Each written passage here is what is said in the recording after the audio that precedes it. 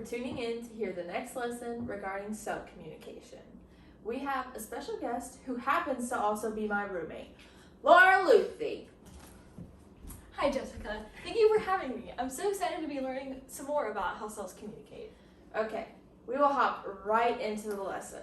First, I would like to mention that cells communicate with one another by using chemical signals.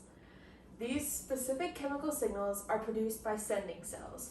Once produced, these chemicals are secreted from the cell and released into the extracellular space.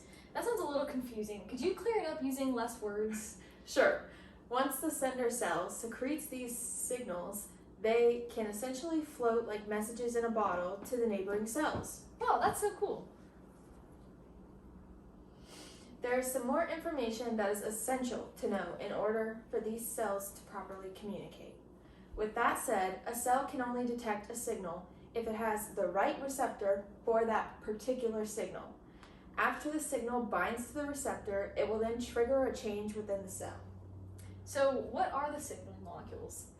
The signaling molecules are referred to as ligands because they bind to the receptors.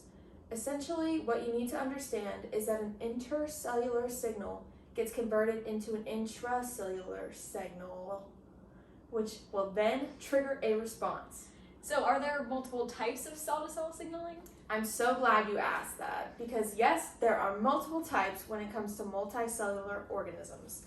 There is paracrine signaling, autocrine signaling, endocrine signaling, and signaling that happens through direct contact. Now I'm going to break them down one at a time. Paracrine signaling is used when cells are communicating over relatively short distances, and it's very important during development. Autocrine signaling is when the cell signals something to itself and releasing a ligand that will bind to a receptor on its own surface. Endocrine signaling is used when cells need to transmit signals over very long distances. An example of endocrine signaling would be the circulatory system. Okay, so what happens during cell-to-cell contact?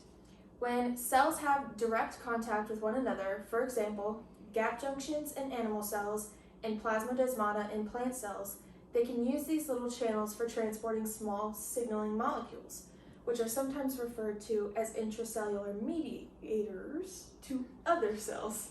Okay, so are there things that can't fit through the channels? Yes, there are some things, including proteins and DNA, that can't fit because they are very large molecules. Okay, that's definitely interesting, and I think I understand cell communication quite well now. Well, that's it for today's lesson. Thanks for tuning in.